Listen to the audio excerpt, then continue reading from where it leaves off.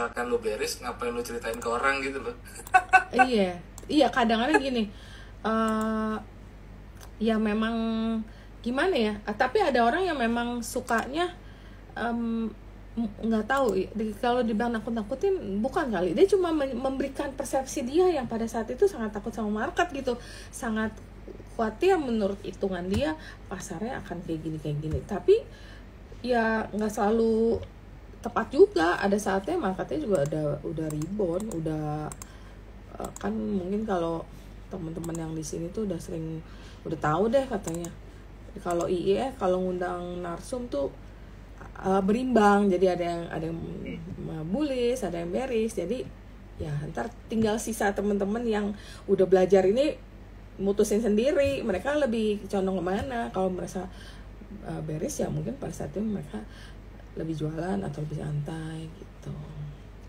Ya nih gue juga butuh banget insight mengenai new kabinet kita ya Lutfi. Nanti kita kan ngobrol ya kabinet baru ya. Ya kali ini dimana kabinetnya sangat gemuk mungkin kalau orang bilang ya, terbesar. Nah itu juga kita butuh insight juga dari lu, menurut lu kayak gimana sama program-programnya, karena beberapa program itu kayak yang banking. Nah ini yang banking penghapus bukuan itu, nah menurut ekonom itu bagaimana akan dampaknya ke sektor banking kita atau gimana? Cakep deh, itu mau dibahas ke situ ya? Ya mau nanya-nanya aja sih, jadi lebih ya, ke ngobrol. Pertanyaan ya? Iya, lebih ngobrol-ngobrol santai lah. Oke, kini udah jam 1, aku buka dulu ya Lutfi. Halo, selamat siang semua, apa kabar? Semoga kalian selalu sehat dan profit selalu. Dan hari ini kita akan mengadakan webinar edukasi dengan Bapak Lutfi, ekonomis dari Indo Premier Sekuritas. Tapi sebelumnya kita disclaimer dulu, karena setiap pembahasan saham di sini hanya bersifat sebagai referensi atau bahan pertimbangan dan bukan perintah beli atau jual, karena setiap keuntungan dan kerugian menjadi tanggung jawab dari pelaku pasar modal. Bapak Lutfi Ridho itu mengambil gelar S2 dan S1 dari Universitas Indonesia, dan beliau tuh udah mempunyai pengalaman kerja hampir 12 tahun sebagai ekonomis. Bapak Lutfi memulai karirnya sebagai ekonomis di International Monetary Fund atau IMF selama lebih dari 3 tahun, dan beliau juga pernah berkarir di OSK RHB, Australia Indonesia Partnership for Economic Governance, kemudian Sukor Sekuritas, Maybank Sekuritas, dan sekarang Lutfi adalah ekonomis di Indo Premier Sekuritas. Dan salah satu ekonom yang sangat aku suka karena beliau tuh rajin banget, jadi sebelum berita keluar dia udah mau persiapkan nih semuanya ya Lutfi ya. Jadi hari ini seneng banget kita bakalan dapat insight dari Pak Lutfi. Oke, tanpa berlama-lama lagi, saya serahkan waktu dan tempat untuk Lutfi. Silakan Lutfi. Oke, terima kasih Ci. Selamat siang semua. Semoga semua dalam keadaan sehat. Saya mau kasih apresiasi dulu buat yang hadir di sini di Sabtu yang cerah ini, masih menyempatkan diri untuk diskusi ya. Jadi saya harap nanti nih kita diskusinya bisa fruitful, saling bertukar ilmu gitu, sehingga kita dapat manfaat yang seluas-luasnya dari event ini. Tanpa berpanjang lebar lagi, izinkan saya untuk share bahan kita pada siang hari ini. Sudah lama nggak presentasi di, oh ini dia. Oke, kelihatan nggak? Ya, mulai. Ya, oke, udah. Cuma perlu diperbesar aja. Oh, siap. Oke. Selamat siang, assalamualaikum warahmatullahi wabarakatuh. Pada siang hari ini judul presentasi saya adalah The Transition Period, karena memang transition periodnya terjadi di dua ya, di Amerika transition, di kita juga transition. Nah, sesuai dengan arahan dari cerita ini yang akan kita bahas kurang lebih adalah ini. Cuma nanti ini saya detailkan beberapa hal ya yang membuat seharusnya presentasi ini jadi lebih bermakna gitu ya, mudah-mudahan ya. Saya mulai dari global ekonomi, seperti pada umumnya presentasi ekonomi. Sebenarnya saya lebih suka mulai dari domestik sih, tapi ya udahlah. Nah, ini kita sudah coba teliti kira-kira kalau Donald Trump menang ini nih, karena Donald Trump menang itu kira-kira dampaknya ke kita itu seperti apa. Nah, kita udah coba summarize yang ekonomik ininya dia, ekonomik plan ya dan apa namanya economic policy-nya Donald Trump, dan saya mau fokus siang hari ini kedua box ini, yang tax sama yang trade. Karena ini yang trade ini kayak dejavu nih Ci, kayak kita balik ke tahun 2018-an yang ada trade war itu loh. Iya. Nah untuk yang tax ini pasti dia berdampaknya ke yang di kanan ini teman-teman semua. Jadi ini dia ada kemungkinan untuk memperlebar si US defisit ya. Dan ini yang mau kita fokuskan itu bukan si angkanya tapi implikasinya. Implikasinya kalau defisitnya nambah seperti ini berarti dia butuh financing. Kalau dia butuh financing yang lebih, itu umumnya memang dia akan ini ya kayak menabsorb global liquidity. Nah ini yang nanti dampaknya sih directly seharusnya ke bond yield kita ya. Bond yield kita itu jadi ya foreign investor jadinya lebih ke Amerika daripada ke kita atau emerging market pada umumnya. Nah itu ini initial ya, dan sekali lagi ini yang ada di sini lebih ke simplicity ya. Cuman ini yang trade ini nanti ini saya perdalam lebih ini ya, karena kebetulan waktu itu kita terlibat sedikit banyak ya dengan analisanya trade war pas zaman waktu itu. Nah kita mulai dari ininya ya. Saya nggak mau berlama-lama, nanti kalau misalkan mau ada diskusi yang lebih fokus lebih spesifik itu saya persilahkan. Cuman intinya gini, ketika US tarif itu naik untuk China, itu akan dampaknya ke berbagai macam belahan dunia karena China itu adalah konsumen terbesar untuk berbagai macam hal. Nah, kita itu kebetulan di 3-4 tahun terakhir itu sangat erat hubungan kita dengan China. Jadi itu di compare to tahun 2018 itu kita kayak 2 kali lebih inilah ya, lebih erat hubungannya dengan China. Jadi ini misalkan kayak call ini kita bisa jadi kena nih, karena kita most of our call itu ke China. Ini adalah pangsa pasar China di global commodity trade ya, dan ini adalah yang dulu kena tarif impor, yang dulu itu adalah ini. Jadi kalau dari dari Amerika impor Amerika dari China itu yang kena tarif itu adalah berbagai macam industri ini. Dari yang high tech sampai ke yang wooden furniture gitu-gitu. Nah terus ini kira-kira di sini nih exposure-nya kita tuh seperti apa sih? Nah ini nanti mungkin bisa diperdalam juga ya.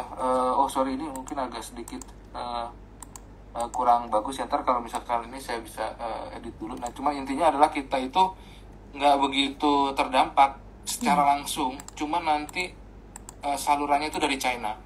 Begitu China-nya kena, kita lumayan sih. Nah ini adalah ininya ya, summary yang akan terjadi ke kita sebagai dampak dari tarif yang naik ke China dari Amerika. Yang which is ini, ini mungkin agak ini ya nggak begitu favorable ya buat kita ya. Cuman akhirnya nanti mungkin di bagian akhir dari presentasi ini dari domestik itu justru saya lebih lihat banyak katalis untuk kita punya economic activity. Kurang lebih itu ya untuk. Nah ini sebetulnya saya juga udah nyiapin ini ya, kira-kira yang terdampak tuh siapa-siapa aja. Cuman saya tutup karena takut ini jadi sesuatu yang sensitif. Intinya adalah yang kena lumayan banyak nih, dari agriculture terus sampai ke wholesale trade. Nah ini udah coba kita petakan, cuman dan ini karena sensitif saya kotakin ya. Terus kalau saya boleh lanjut, yang menarik berikutnya dari Amerika itu adalah ntar nih si The Fed ini kan akan memotong lumayan dalam nih ini dot plot terakhir ya. Dot plot terakhir itu dia akan memotong berarti nanti Desember sekali lagi. Jadi ini ntar ke depan itu adalah era suku bunga rendah kalau misalkan tidak ada kejadian yang out of the extraordinary gitu ya. Karena kalau misalkan tiba-tiba ada perang terus yang gede gitu, terus inflasinya kena, mungkin ini udah nanti akan direvisi lagi nih di dot plot bulan Desember. Cuman by far ini kayaknya masih cukup akurat ya. Kemarin The Fed mau turunin lagi suku bunga FFR-nya 25 bips.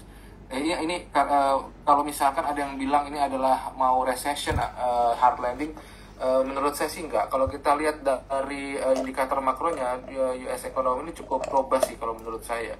It's not necessarily mereka akan going into recession in near term ya. Dan kalau ngelihat respon kebijakannya kayak gini, ini sih menurut saya sih udah tepat ya menurut saya. Nah tinggal nanti ini BI reaksinya gimana. Nah ini nanti akan ada di slide-slide berikutnya.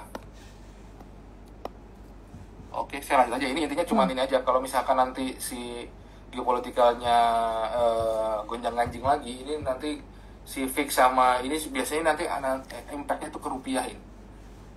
Oke. Nah, di domestik ini sekarang kan menurut saya yang lagi hangat itu adalah purchasing power ya. Saya mau mulai dari chart yang agak agak cik gitu, kayak Freakonomics gitu loh. Kalau pernah baca bukunya Freakonomics. Jadi saya iseng-iseng kemarin itu memplot konsumsi Indomie. Mohon maaf ini saya sebut merek karena memang ini Indomie ya, bukan mie instan. Kalau misalkan ada banyak, nah ini khusus Indomie doang secara volume sama average wage growth. Average wage growth ini bukan UMR ya, ini adalah surveinya BPS. Jadi ini kalau nggak Susena Sakernas. Jadi ini bukan UMR. Jadi dia ini memasukkan juga variabel lembur. Jadi ada lembur, ada overtime gitu juga masuk semua. Nah kalau kita lihat di sini, kalau misalkan average wage growth itu lagi naik, konsumsi Indomie malah turun. Ini saya nggak apa-apa kan sebut merek ya, Nggak apa-apa. Kalau ini hubungannya tuh lumayan ini ya, one on one ya. Misalkan dia lagi naik, orang nggak makan Indomie. Iya. Kalau kita lihat ini turun nih tahun 2012, di konsumsi Indominya naik. Nah ini sekarang ini lagi turun nih sampai first half ya, konsumsi Indominya lagi naik. Jadi ini kalau misalkan ini case ini sih lumayan ini ya, going back sampai 2027 ini cukup menggambarkan gitu. Tapi ya again ini buat buat diskusi senang-senang gitu loh, bukan yang diskusi mendalam. Benar. Dan kalau misalkan saya lanjut ya, CPI kita tuh emang ini ya dalam kondisi yang boleh dibilang benign ya, soft ya. Dan sekali lagi kalau misalkan ada inflasi yang rendah, it's not necessarily a good situation ya. Ini kalau kita lihat ini core-nya kita kan memang naik nih, tapi ini lebih karena harga emas. Jadi kalau misalkan kita breakdown, yang naik itu cuma emas sama kemarin tuh education. Di sekitar tengah-tengah tahun tuh education-nya memang naik lumayan tinggi. Other than that itu cenderungnya flat atau malah turun kayak housing dan seterusnya. Dan ini sih kalau kemarin kan itu kalau misalkan kita aware ya itu 6 bulan monthly deflation berturut-turut, 6 atau 7 bulan ya. Itu juga menurut kita sih a sign of weaker purchasing power. Walaupun kalau misalkan kita lihat di sini itu not necessarily kita nggak bisa melakukan apa-apa gitu nanti, karena si policy-nya itu harusnya cukup bisa memberikan keadaan, tinggal apakah mau dilakukan atau enggak. Nah ini kalau saya boleh lanjut, ini real wage growth kita coba petakan ya. Real wage growth itu sebelum pre-covid itu rata-rata sekitar 5,3, pas kalau kita rata-ratain di covid sampai 2024 itu cuma 3,3. Nah yang menarik ini informal worker, teman-teman sekalian ya Bapak Ibu. Informal worker ini dari zaman covid sampai 2023 average itu naiknya lumayan. Nah ini soalnya karena 2024 belum ada ya datanya ya. Nah ini jadi ceritanya tuh kita kemarin itu kan sekitar 4 atau 5 tahun terakhir itu banyak pabrik tekstil pada tutup kan. Terus saya mau lihat sebetulnya tuh pengangguran kita tuh situasinya seperti apa dengan banyak pabrik tekstil tutup. Ternyata pengangguran kita tuh nggak apa-apa, dia malah cenderungnya malah membaik. Nah ini membingungkan gitu. Jadi ternyata setelah saya cek, karena orang-orang kita itu ulet pekerja keras dan seterusnya. Jadi begitu mungkin mereka di layoff kena PHK, mereka nggak terus langsung nganggur terus terpuruk stres, depresi gitu. Jadi mereka berpindah langsung ke informal ya, jadi informal worker. Cuman memang masalahnya informal worker itu nggak bayar pajak karena mereka informal kan. Terus mereka juga mungkin secara umum turun ya pendapatannya ya. Cuman in any case mereka itu nggak terus yang jadi pengangguran. Nah ini yang menurut saya sih nanti bisa diadres ya sama pemerintahan yang baru, yang konon katanya besar, gendut dan segala macam, tapi kayak saya di sini tidak langsung menjudge yang besar itu sebagai lamban. Nanti kita akan ke situ arahnya ya. Cuman sebelum ke situ saya mau jelaskan sedikit mengenai yang informality ini ya. Ini umumnya banyak di Central Java sama West Java yang which is ini konsisten dengan penutupan pabrik tekstil kemarin ya. Nah ini berikutnya kan katanya pemerintah itu nanti mau menaikkan PPN nih. Ini sorry ya, ini judulnya masih salah ya. Di sini nih ini ya ceritanya kan pemerintah mau naikin VAT nih. Nah ini kita kalau kita pakai analisa jalurnya, ini lumayan bisa kena gitu di short term. Nah ini sengaja saya gedein ini di sini supaya ini apa namanya kalau saya lagi presentasi ke entitas lain gitu yang punya kekuasaan gitu mereka bisa oh ini bisa arahnya ke sini gitu. Nah cuman through time seharusnya sih kita bisa absorb ya. Nah ini yang skenario yang lumayan lumayan konservatif lah harus saya bilang, atau lumayan netral ya. Karena kalau yang skenario yang worst itu justru long run-nya malah kita semakin worsen gitu, karena si beban pajak ini yang naik tidak bisa tercover oleh GDP growth sehingga dan seterusnya gitu loh. Nah cuman saya sih ambilnya yang cukup netral ya. Ini kalau di long run sih seharusnya kita bisa live with it gitu dengan VAT yang lebih tinggi, dengan catatan memang si GDP growth kita bisa mengkompensate ya, atau enggak ya kita akan balik ke informality yang tinggi itu di periode sekitar tahun 2000 sampai 2005. Nah ini adalah programnya pemerintah yang baru, menurut saya cukup nobel ya, dan terutama yang kan mereka kayaknya cukup bahagia dengan jualan ini ya, salah satunya si makan siang gratis. Nah permasalahannya begini Ci, kalau misalkan VAT itu dinaikin, karena kan adalah formal worker, middle income class dan seterusnya. Nah si makan siang gratis ini yang disasar kan memang semuanya ya, cuman yang disasar kan mungkin yang lebih banyak menikmati itu yang harusnya kan yang low income class kan, yang beda gitu. Jadi nah di sini nih ada kayak mungkin harus sacrifice lagi kayak middle income class. Cuman saya rasa sih ada beberapa kebijakan lagi nanti ke depan yang bisa membuat middle income class itu cukup recover yang meaningful gitu loh, yang nendang. Cuman memang ini masih semuanya dalam tataran pembahasan yang which is memang di transition period ini semuanya masih serba simpang siur. Nah kalau tadi dibilang ada yang pemutihan, itu sampai sekarang PDF-nya itu belum ada. PDF perpres itu belum ada. Itu yang atau mungkin kalau misalkan hari ini tiba-tiba keluar, saya nggak tahu ya. Cuman sampai Jumat malam, kemarin malam itu saya cari, itu belum tersedia. Jadi itu udah dikomunikasikan tapi barang itu belum ada. Itu yang kalau bahasa ini cukup orang jadi isinya apa sih sebetulnya, kenapa nggak keluar si peraturan legalnya gitu loh, yang PDF-nya. Nah beberapa kebijakan lain juga memang sudah mulai ini yang arahnya tuh kayak kita mau semacam berpihak pada rakyat gitu loh. Nah itu yang dalam hal ini saya memang cenderungannya memang hati-hati ya, kalau takutnya nanti tiba-tiba nggak jadi. Nah itu yang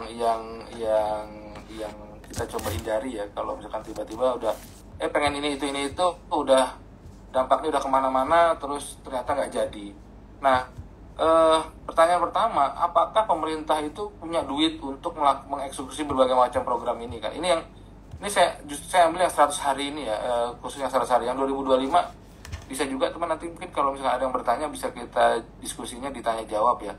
Nah ini jadi ini di sini per September atau per ketika pemerintahan yang dulu lengser itu kurang lebih posisinya di 455 triliun, yang which is itu sekitar 2,5% of GDP.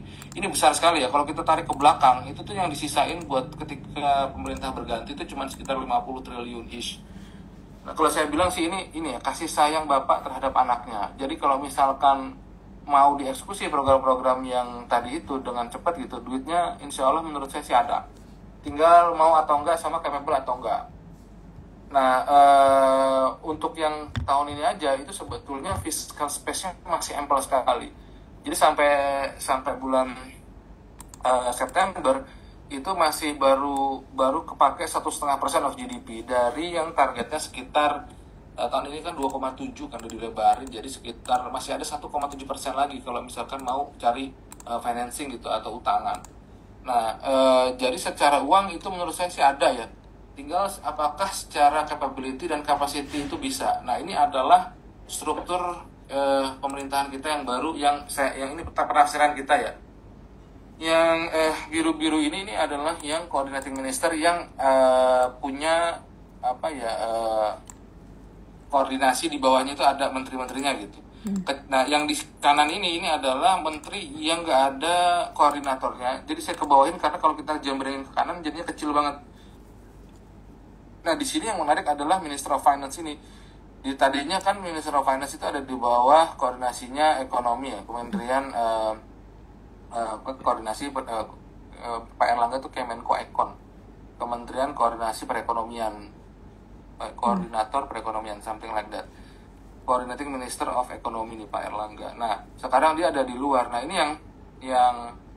yang menurut saya bisa bagus bisa enggak. Bagusnya karena dia langsung ke direct ke presiden.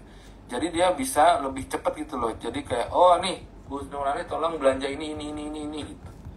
Nah, tinggal sekali lagi ini adalah eksekusinya. Kalau saya pribadi sih belum nggak merasa ini gendut ya, karena sekitar beberapa bulan yang lalu memang kita punya network itu semacam diskusi lah kalau misalkan sebetulnya kita punya government itu memang kurang banyak, sehingga segala macam pekerjaan itu menumpuk di beberapa orang aja yang membuat akhirnya si orang itu overwhelmed ya, saya boleh bilang ya, overwhelmed, kecapean dan seterusnya. Jadi menurut saya memang ini membesar tapi not necessarily ini jadi gendut penuh lemak gitu. Bisa jadi nanti malah ini lebih cepat eksekusinya. Lebih efisien aja. Memang iya, cuman memang ini kita kalau di sebulan 2 bulan ini bakalan melihat banyak sekali dinamika ya. Jadi yang menurut saya itu masih transition period. Jadi kalau misalkan kita mau judge 5 tahun ke depan itu probably nanti paling pas itu bulan Maret April menurut saya. Nah, ke depan ini juga sebetulnya kita punya banyak katalis ya. Misalkan kayak November ada pilkada. Itu kita estimate bisa nambah ke GDP itu sekitar 0,6 karena di situ banyak single candidate ya. 37 area itu lawannya kota kosong semua. 37 itu yang kita estimate ternyata nggak maksimal juga money campaign money-nya. Dan tapi in general sih itu ada katalis ya. Terus ada liburan Natal dan Tahun Baru. Nah, terus first Q itu kita punya Lebaran. Terus ada Xinjia juga. Jadi in the near term sih growth itu menurut saya sih masih on the upside ya. Minimal 5,1, 5,2 harusnya sih dapat ya menurut saya ya. Kecuali memang ya ada noise yang nggak perlu dari nih tiba-tiba mau ada cukai konser lah apalah, menurut saya sih itu harusnya itu mulai dibatasi ya. Dan alhamdulillahnya sih di sini nih ada Den. Mungkin saya agak bias ya, cuman sekarang saya fansnya Pak Luhut gitu kan. Jadi kalau in any case Pak Luhut ini mungkin bisa jadi kayak balancer. Misalkan kayak Pak Presiden tuh mau ngegas kenceng-kenceng, sementara Bu Sri Mulyani maunya ngerem sedalam-dalamnya. Nah, Pak Luhut itu mungkin bisa jadi kayak semacam stabilisator. Pak nih lu jangan gas kencang-kencang nih, kita nggak punya duit gitu misalnya. Terus ada Bu Sri Mulyani, kita punya duit, jangan terlalu ngerem nih, nggak apa-apa lah yang ini tolong gini ini bagus programnya gitu. Kurang lebih kayak gitu sih saya kebayang ya. Untuk urusan integriti sih saya nggak meragukan ya Pak Luhut dan jajarannya ya. Seharusnya sih in any case keberadaan beliau bisa jadi beneficial ya buat pemerintahan yang sekarang. Berikutnya tuh kalau saya ini cuma ini aja ya sekilas mengenai si kabinetnya dan ini saya mau ke yang kalau misalkan The Fed kayak gitu kira-kira BI itu reaksinya gimana. Nah, ini dengan kemarin itu kejadian ada geopolitik itu rupiah dan emerging market lainnya itu mata uangnya mulai terdepresiasi lagi ya, dari apresiasi di bulan September terus tiba-tiba di November udah terdepresiasi lagi. Nah ini yang menarik ya, ini cadangan devisa kemarin itu naik lagi tuh di Oktober, padahal di saat yang bersamaan rupiah kita itu lagi under pressure. Dan kalau saya ngebacanya BI mungkin melihatnya intervensinya itu jadi unnecessary karena seluruh emerging market juga lagi tertekan. Jadi kalau misalkan kita mau intervene itu pada titik dimana mungkin kita udah kayak lewat dari variansnya. Nah di sini sebetulnya agak bertanya juga sih saya, kenapa rupiahnya melemah tuh nggak di semacam di smoothan gitu loh. Tapi most probably karena memang the pressure lagi di semua ini ya, di semua emerging market ya. Nah, kalau saya boleh lanjut, ini nanti kira-kira yang kita anggap ini ya pasnya sampai 2025. Kalau misalkan nanti ini, jadi BI itu akan meeting kan minggu depan, possibility of cut-nya gede banget menurut kita 25 bips. Pertama karena situasi domestiknya ini menurut saya lagi memang butuh support dari monetary policy, walaupun kita melihatnya dari fiskal juga seharusnya supportnya bisa lebih besar. Dan di saat yang bersamaan kalau rupiahnya cuma segini sih menurut saya masih acceptable ya, 15.7, 15.8 sih harusnya sih masih acceptable. Jadi kita lihat di minggu depan itu ada high potential of BI rate cut, lebih terutama karena domestic situation ya. Nah terus ini saya cuma mau sedikit ini ya, bond yield. Kalau misalkan ada yang tertarik dengan bond yield, kalau saya cuma mau melihatkan ini sih, bagaimana ini mirip banget pergerakan rupiah dengan bond yield. Jadi karena bond yield kita sekarang masih shortage kurang lebih ya, walaupun di 2 bulan terakhir ini issuance-nya lumayan tinggi, tapi menurut kita sih masih oke nih bond yield, karena ini ya, karena belum sebesar yang diharapkan ya. Ini apa namanya flow dari investor asing, dan by far sih recently doang ya ininya ya, apa namanya outflow-nya di equity di bulan ini ya, di bulan Oktober. Terus ini adalah makro exhibit kita kalau misalkan itu diperlukan ya. Jadi ini kenapa saya kotakin, karena ini yang rawan untuk berubah. Tapi by far sih kayaknya nih oke nih sampai akhir tahun. Kita melihat si rupiah ini bisa di 15.500, mending di akhir tahun bisa 15.8, 15.9 kurang lebih ya. Terus BI rate kita di 5,5.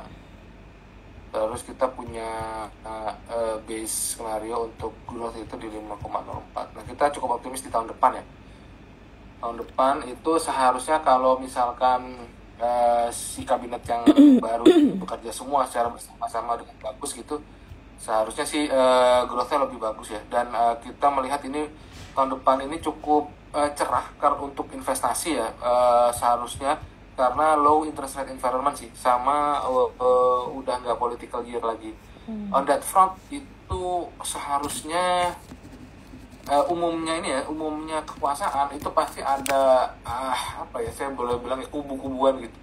Nah kalau in this time around itu menurut saya yang bisa kita petik ya, sambil kita melihat pemerintahan ini seperti apa colornya itu ya. Ini misalkan kayak recently kemarin Pak Bahlil baru pengumuman Dewan Pembinanya baru ganti, Pak Abu Rizal Bakri diangkat jadi Dewan Pembina. Nah si kubu-kubu ini yang menurut saya akan diuntungkan dari si pemerintahan ini di short term ini ya. Jadi yang terkait dengan kubu-kubuan ini yang harusnya benefit ya secara company dan seterusnya ya. Nah yang berseberangan, nah itu yang mungkin di short term ini agak tidak diuntungkan. Kalau misalkan kita mau relate situasi sekarang dengan keputusan investasi kita gitu Ci. Kurang lebih itu Ci, mudah-mudahan nggak kepanjangan presentasinya. Saya kembalikan ke cerita. Oke, nggak kepanjangan, cukup lumayan dapat gambaran yang big picture juga dari Trump punya government sama sekarang yang pemerintahan.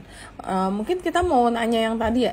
Teman-teman kalau mau nanya silakan ya di kolom chat, kalian boleh nanya. Yang ini Lutfi, yang menurut lu gimana sih yang tentang penghapus bukuan untuk utang-utang para nelayan? Apakah itu akan berdampak positif atau sebenarnya memberatkan untuk sektor banking? Atau memang sebenarnya kan udah ada dua school of thought di sini. Jadi ini supaya saya berimbang ya. Iya. Jadi ada yang merasa ini patriotis gitu, ini apa ya, Pancasilais dan seterusnya karena berpihak pada wong cilik gitu. Cuman di sisi lain ada yang mungkin menurut saya lebih masuk akal. Kalau misalkan ada utang piutang yang gampang diputihkan, itu nanti ke depan moral hazardnya lumayan, Nah itu. dan itu lumayan mengkhawatirkan. Jadi orang tuh nggak menganggap utang piutang itu sesuatu yang serius gitu loh, Ci. Ada moral hazardnya. Oh, ini saya UMKM, jadi saya bisa utang tanpa khawatir Bisa bayar. apa ya, Tadi blacklist. ininya ya, moral hazard secara dari dua school of thought itu masing-masing punya standpointnya masing-masing gitu. Jadi misalnya kan nanti yang diputihkan itu UMKM 3-500 juta gitu. Kalau sih secara nominal sih lumayan ya kalau saya lihatnya ya. Cuman mungkin untuk peran bisnis itu nggak begitu besar mungkin. Tapi kayaknya kalau untuk UMKM itu cukup ini sih, cukup besar. Dan kalau saya sih kayaknya lebih ini yang moral hazard. Yang cuman ini kurang ya kalau bahkan ternyata udah keluar. Tapi yang saya tahu itu keluar kayak itu loh, biasanya kan kalau ada peraturan itu keluar tuh ininya tuh PDF-nya. Oh, peraturan ini. Nah, itu tuh kriterianya ini yang kena ini dan seterusnya. Ini kayaknya itu masih difinalisasi kayaknya ya untuk ininya, kriteria-kriterianya ya. Dan seharusnya sih kalau saya dengar dari beberapa teman, kayaknya Pak Luhut itu di camp yang merasa moral hazardnya berbahaya. Kalau saya mudah-mudahan saya nggak salah ya. Dan itu mungkin nanti keluarnya kayaknya nggak seseram yang kita bayangkan ya. Mudah-mudahan ya. Saya lebih serem ke yang pajak sih, terus terang aja, karena beberapa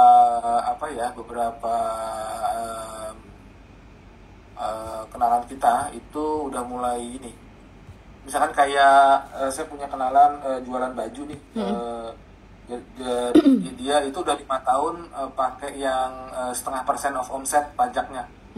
Jadi dia UMKM jualan baju lewat Instagram, dia ikut dia bayar pajak cukup taat, dan dia yang itu loh yang 0,5% of omset. Nah ini karena udah 5 tahun itu dia naik kelas ke yang bracket itu loh, bracket terhadap profit yang ada bracket-bracketnya. Nah itu yang dia lagi khawatir apakah nanti pajaknya jadi tambah tinggi atau enggak. Cuman satu hal sih, kalau di kesempatan yang baik ini menurut saya compliance is one thing ya. Cuman kalau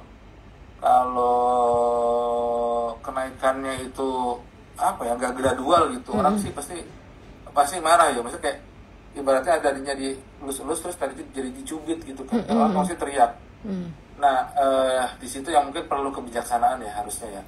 Nah dari si pajaknya sendiri ini nanti ada core tax system itu yang menurut saya kalau implementasinya bagus itu bisa membuat jadi lebih ini ya, lebih integritasnya lebih naik lagi ya pajaknya ya.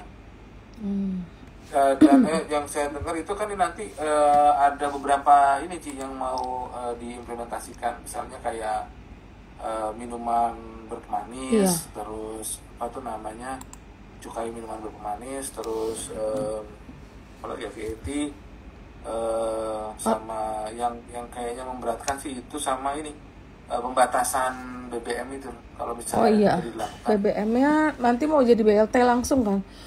Bantuan tunai langsung itu di impact-nya menurut lo tuh bakalan bener-bener dicabut, nggak ada subsidi, atau ya nggak ditambah atau gimana itu ya, belum tahu juga ya kan. Ada 3 skenario yang sepanjang yang saya tahu sih. Skenario yang pertama itu bener dinaikin aja langsung harganya. Yang menurut saya lebih simple, lebih ini, cuman memang middle income class pasti akan ini teriak-teriak. Terus yang skenario yang kedua ada pembatas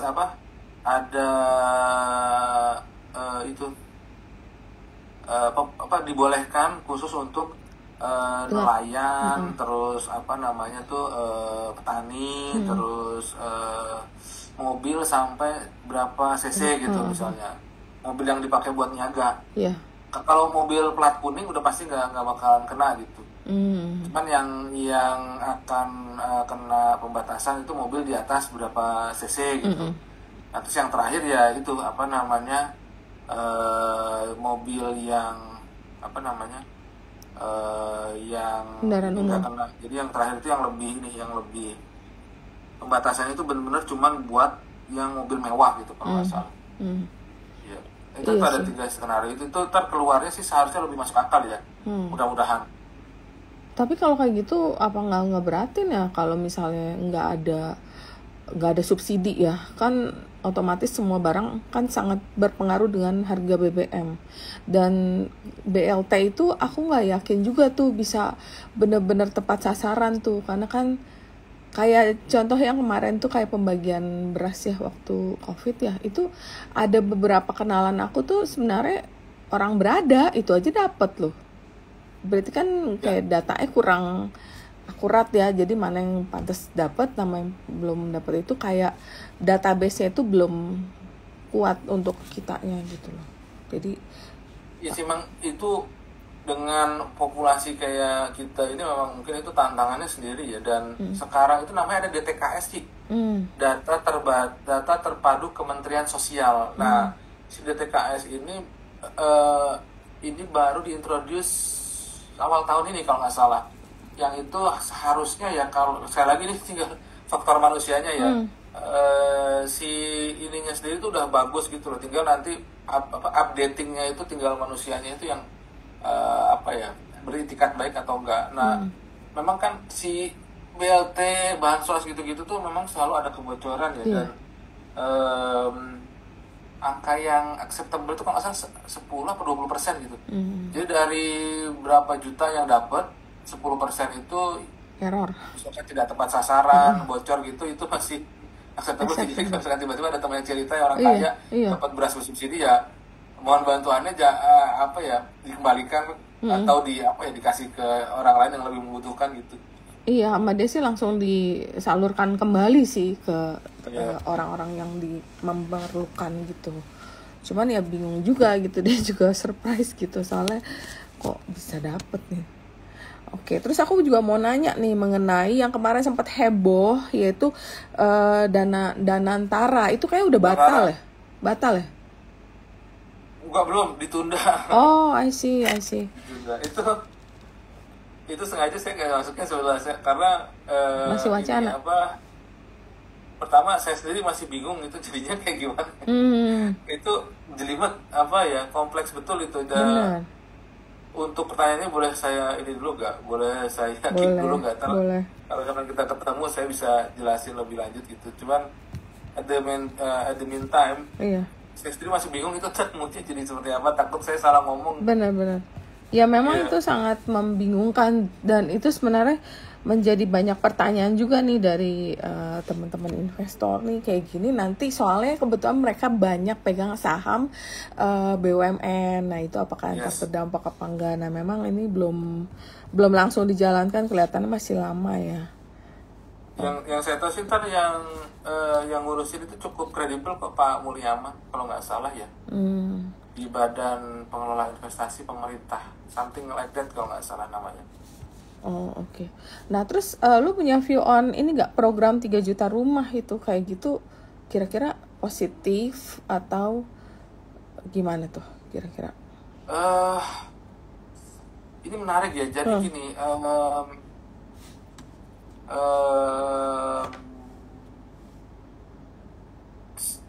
ketika ini kan ceritakan rumah bersubsidi lah ya, kurang lebih ya namanya ya, MBRR something. Pokoknya intinya ini rumah yang didesain untuk kalangan bawah sehingga harganya nggak boleh mahal-mahal.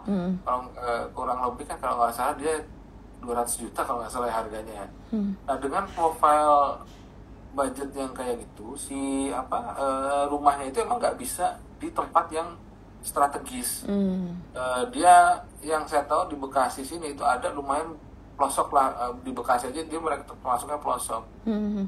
Nah dengan situasi yang kayak gitu, itu dengan sendirinya dia tuh kurang menarik sih si rumah itu. Jadi yang laku itu cuman yang paling dekat dengan pintu keluar. Dan itu juga nggak, jadi kayak satu area gitu itu nggak laku semua, yang laku itu cuma bagian-bagian depan doang gitu. Nah itu tuh per tahun itu rata-rata yang gue tahu itu cuma sekitar 300.000 rumah yang benar kejual gitu. 300.000 rumah per tahun.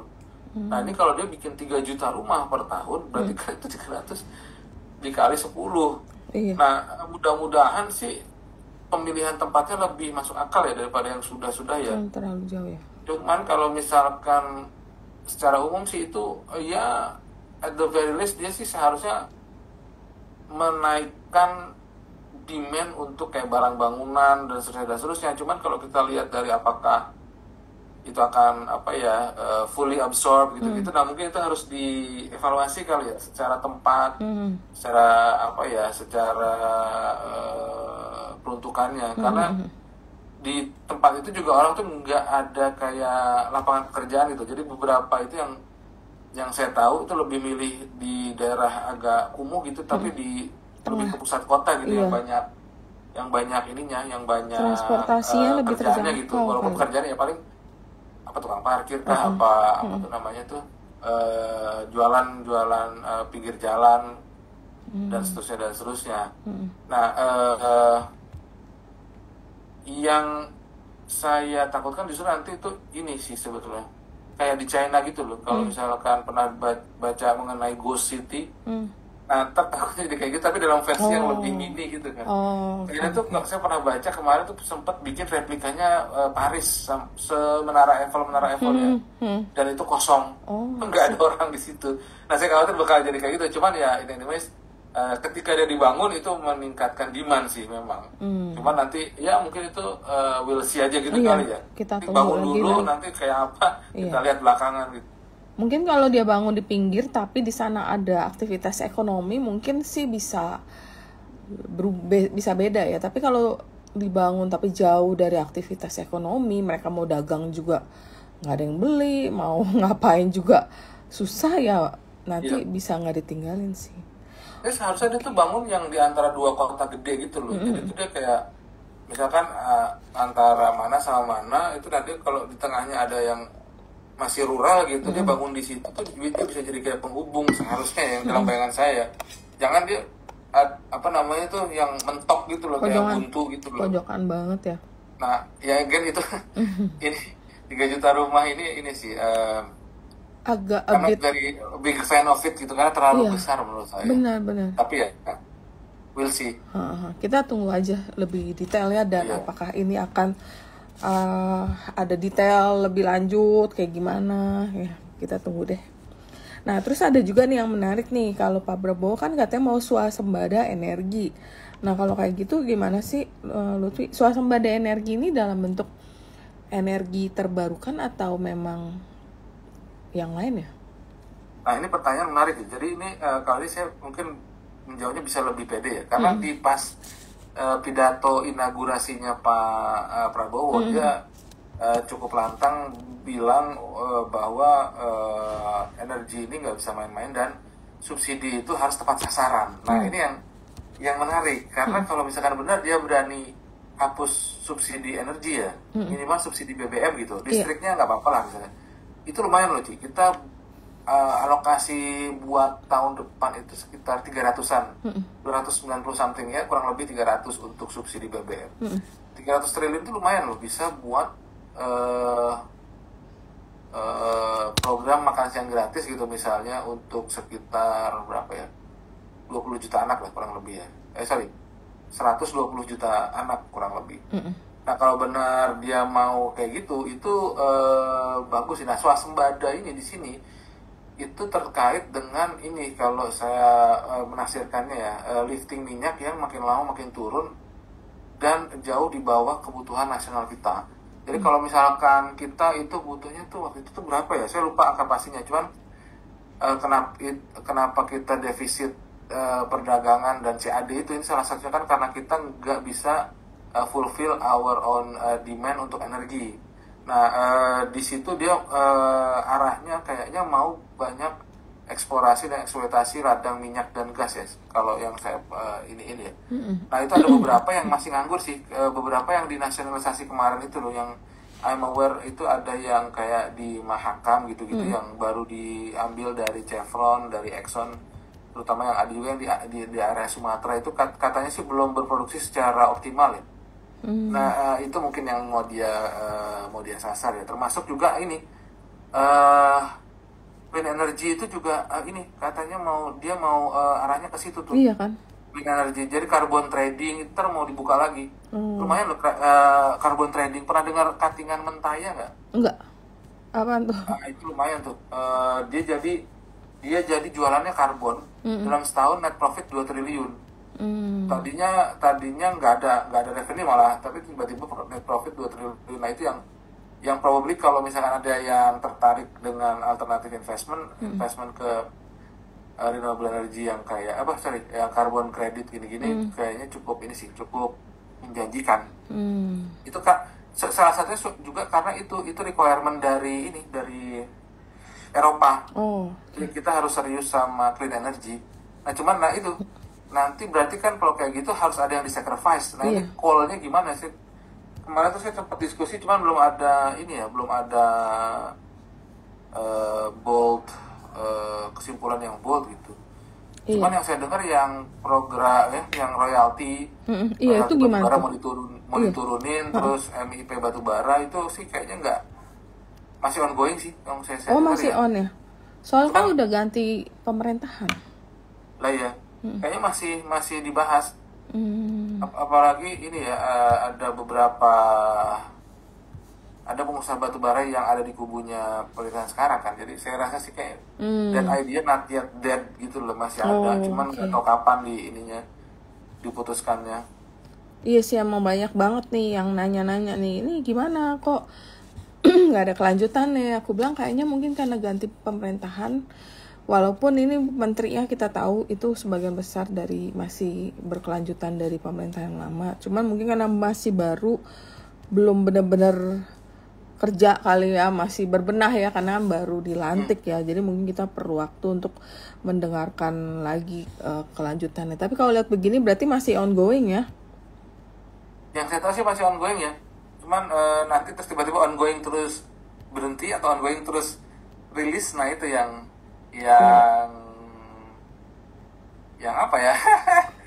The $1 million questionnya. Iya, yang kita nggak tahu, jadi kita masih nunggu, dan ya kita positif aja deh, seperti tadi kamu bilang toh kita lihat banyak disupport oleh pengusaha batubara di sini. Aku rasa ya mungkin masih akan ada relaksasi di sektor itu ya. Oke. Ini menarik sih. Sama yang kemarin itu juga ada cukai rokok kayaknya udah nggak ada harapan ya, maksudnya karena kan awal nih ganti government, menterinya mungkin berubah, jadi ada harapan untuk sektor rokok untuk bangkit, dimana udah lumayan turun juga kan harganya.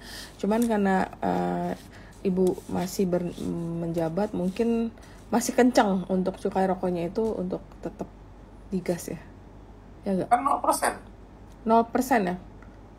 Tapi gimana jadinya sektor ini? Nah gimananya itu mungkin another discussion dengan analis yang ini ya, yang pegang ya. Kalau cukai rokoknya itu 0%, cuman kan tahun 2000, kalau ingat tuh tahun 2018-2019 itu kan Bu Sri Mulyani juga pernah tuh kayak gitu tuh 0%. Cuman tahun 2019-nya double, jadi double digit. Ingat gak? Oh iya. Nah tinggal apakah nanti di tahun 2025 ini dia nanti untuk 2026 ya berarti ya. Dia akan untuk 2026 apakah dia akan double gitu. Menurut saya sih enggak, karena kejadiannya yang saya tahu ya itu prevalensi rokoknya masih naik, tapi pendapatan dari cukai rokoknya malah turun. Jadi karena dia naikinnya lumayan rapid gitu, tiba-tiba rokok harganya 50.000, orang langsung pindah ke yang rokok lebih murah atau yang lebih parah ke rokok ilegal. Iya, banyak rokok ilegal masalahnya. Nah, rokok ilegal itu kan kalau dalam bayangan kita kan kayak wah gila nih apa something yang kriminal gitu kan. Kalau di daerah tuh nggak, intinya cuma tingwe. Pernah dengar nggak sih rokok tingwe? Nggak pernah. Linting dewe itu loh. Jadi intinya beli tembakonya terus dilinting sendiri terus dirokok sendiri kan nggak dapat nggak kena cukai. Iya. Nah itu yang mungkin harus dijadikan pertimbangan ya, karena prevalensinya nggak turun, prevalensi rokoknya nggak turun, tapi revenue-nya turun gitu. Jadi kayak double hit gitu loh. Iya. Susah sih jadinya karena mungkin marketnya juga lagi turun, kemudian ya sektor bankingnya sendiri juga turun, gimana sahamnya mau naik juga ya kalau untuk rokok ya. Yang aku dengar katanya tahun depan oil and gas bakalan bagus loh. Betul, karena katanya mau ada revisi undang-undang itu oil and gas sebagai salah satu caranya Pak Prabowo untuk swasembada energi. Nah itu apa ya, gross profit bukan sih namanya, gross split ya bukan sih itu? Kita pakai aja PSC, Production Sharing Contract. Lebih enak. Itu di situ katanya mau direlaksasi katanya ya dari koran. Iya, aku juga sempat baca begitu. Sekarang ini kalau nggak salah 40 atau 45% ya yang didapat ya. Sekarang nanti mereka yang pengusaha oil and gas itu akan dapat lebih besar, mungkin sampai 50. Ada dengar nggak? Sekarang itu yang saya tahu 85-15. Sekarang ini 85-15. Iya. Nah itu yang saya dengar mau direlaksasi supaya orang mau investasi lagi di oil. Iya. Ya menarik sih, dimana ya kalau misal oil and gasnya ini jalan, ya banyak sih saham-saham di market yang banyak ininya terkait dengan ini. Ada Medco, Energi, kemudian ada saham-saham lain lagi ya. Ini sih menarik sih, makanya kita nunggu lagi. Toh tahun depan udah bentar lagi, 2 bulan lagi udah selesai itu. Oke, kita akan jawab dulu. Kenapa? Tahun depan saya optimis, saya punya growth lebih naik walaupun mungkin nggak segenceng 8% ya. Tahun depan sih saya melihatnya bisa lebih tinggi sih. Karena orang udah dijelaskan nih siapa nih yang harus saya ajak makan malam. Orangnya ini, ini apa namanya parpolnya ini. Jadi saya rasa sih bisa berlari lebih kencang ya seharusnya ya. Nah itu penting tuh, si investment itu untuk kenceng banget tahun depan sehingga nanti menciptakan lapangan pekerjaan untuk household. Jadi mereka yang tadinya informal balik lagi ke sektor formal, mudah-mudahan income-nya balik, recover, terus mereka bisa consumption ke titik optimal lagi. Sekarang kan kemarin itu terakhir 4,9 kan. Itu FDI bukan? Sorry? FDI bukan, foreign direct investment bukan? Bisa dari FDI, bisa dari lokal sendiri. Kita di domestik itu sebetulnya duit banyak banget. Duitnya banyak banget. Totalan mah ada 1000-an kali. Nah ini nih, 1.500 triliun itu nggak. Kalau di channel ke tempat yang tepat sih seharusnya lebih menghasilkan, terus juga bisa menimbulkan multiplier effect dari lapangan pekerjaan kah, dari macam-macam. Berarti target rupiah lu tadi tahun depan berapa ya? 15.7 ya? 15.8. Oke. Average ya? Average, oke.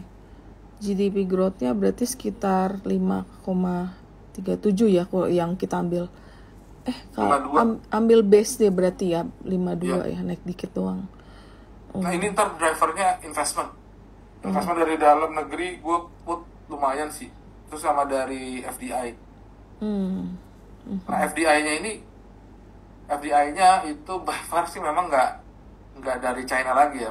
Basically kan 3-4 tahun ke belakang tuh mereka China. Sangat dominan ya China. Iya benar. Nah ke depan itu gue ada dengar beberapa bisa jadi dari daerah Eropa. Timur Tengah, terus sama dari beberapa beberapa negara Eropa yang punya punya kepentingan di energi hijau.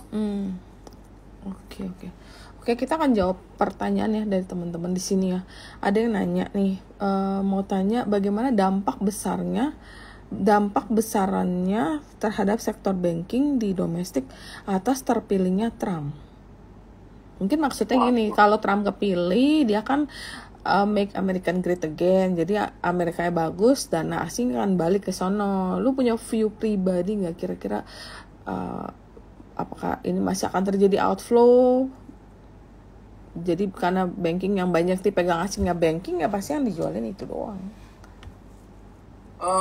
Akhirnya menurut gua ada dua ya, ininya ya. Kita pisahkan bond market sama equity market ya. Karena kalau misalkan dicampur-campur, gue takutnya kita jadinya nggak begitu punya grip gitu. Benar. Nah, kalau misalkan ke sektor perbankan ya, kalau at the end of the day ini tinggal si interest rate spreadnya aja menurut gua.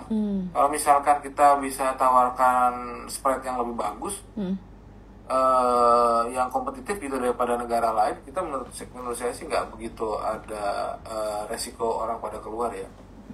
Dan justru kalau menurut saya itu kalau dengan plan kayak gini, itu kan kecenderungannya yieldnya US Treasury ini akan naik nih. Nah itu yang in the short term memang akan menarik itu loh, flight to quality. Tapi at some point sekitar saya pernah ngitung sekitar berapa ya, pokoknya intinya ntar dia akan ada equilibrium baru gitu loh di bond yield yang baru. Nah apakah perbankan kita itu basically menurut saya sih masih banyak ya potensinya ya. Kalau misalnya kita lihat tadi ada di SRBI ditaruh duit segitu banyak, itu mohon maaf ya, saya mohon izin ya, bankir kita tuh mungkin masih banyak santainya ketimbang nyari debitur yang benar-benar mumpuni gitu loh, yang bagus sehingga bisa dikasih kredit, yang bisa akhirnya ekspansi, terus jadinya kita ada multiplier efeknya di sektor real gitu. Nah di situ memang harus ada policy mix sih. Saya termasuk yang against SRBI ya, maksudnya kenapa butuh absorption liquidity sampai sebesar itu gitu loh, in the name of ini ya, jagain rupiah ya, yang membuat akhirnya orang tuh pada nyariin liquidity kesulitan gitu, atau yang membuat triple A bonds itu jadi double A minus sampai triple A itu jadi naik si ininya ya, interest rate-nya. Itu dan kalau misalkan ada nanti itu ntar kalau nggak salah kur itu juga masih akan gede tuh, setahu saya ya, ininya ya, lokasinya ya. Dan seharusnya sih kalau misalnya di bawah itu oke dengan berbagai macam investasi yang terjadi, ini dasar itu ya, infrastrukturnya itu juga mulai itu ntar tuh mulai dijalanin lagi tuh.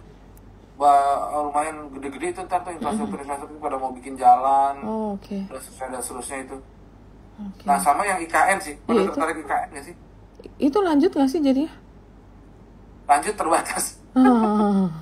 Yang gue tahu ya lanjut terbatas. Iya, soalnya kan dana untuk IKN dan dana makan gratis itu kan kurang lebih besarannya hampir-hampir sama nggak sih?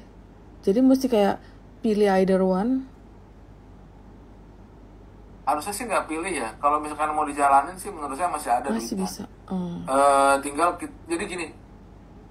Kemarin tuh kan ada pemerintah tuh mau utang ya, mau debt to GDP-nya mau dinaikin. Ya. Yes, benar. Saya pribadi sih merasa itu bukan sebuah kesalahan. Yang harus kita perhatikan. Nah ini yang jadinya memang chicken and egg sih. Iya. Kalau misalkan kita naikin debt to GDP-nya, percaya nggak kita duit itu dipakai untuk sesuatu yang produktif gitu. Benar. Jadi duitnya itu memang benar disalurkan untuk kegiatan-kegiatan yang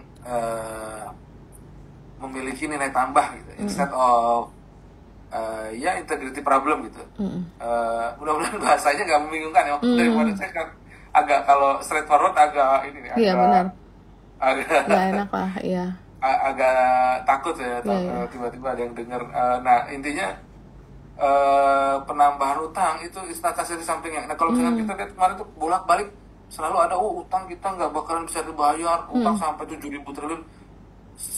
Kalau dalam level negara utang itu cara ngelihatnya agak beda ya. Kita nggak bisa menganalogikan utang individu sama utang negara.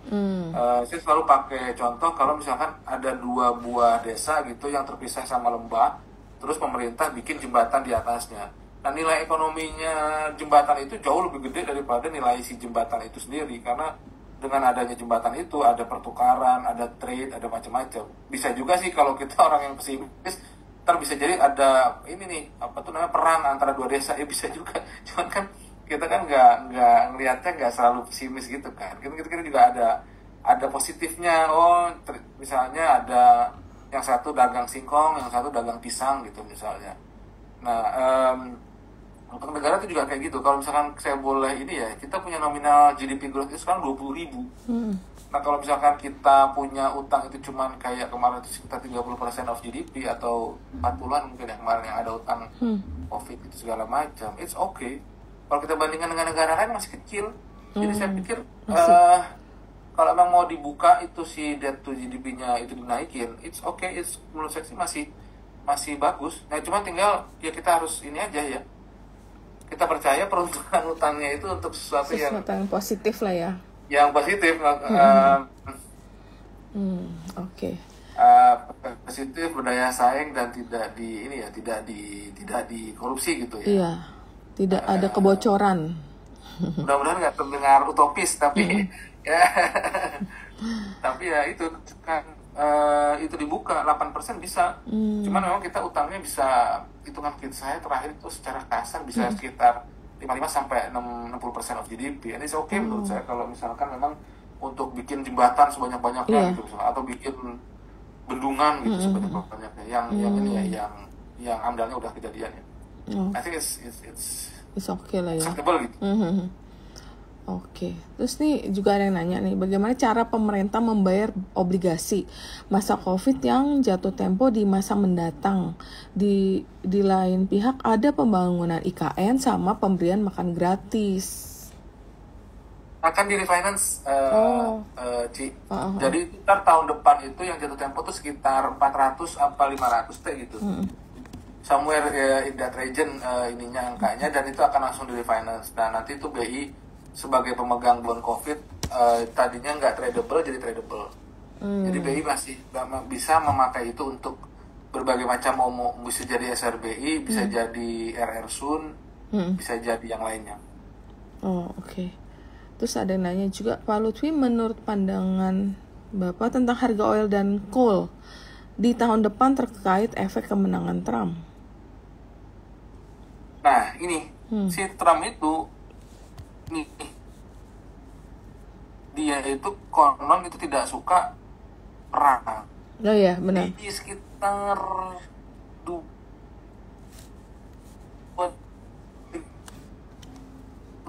terakhir harga lalu.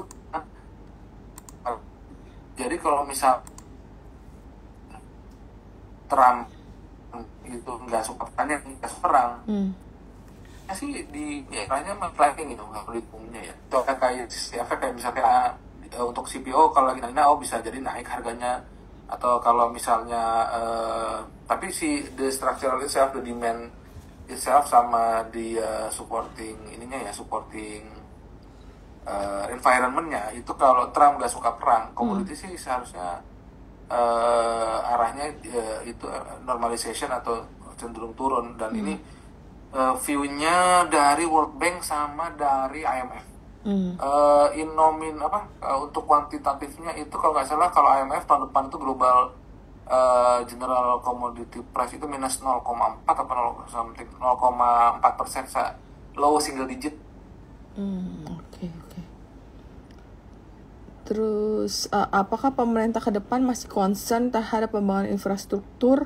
Apa kabar BUMN karya? Tadi udah dibilang masih concern ya. Nah, cuma BUMN karya terus bagaimana tuh? Nah, ini pertanyaannya menarik ya. Benar. Mana ya?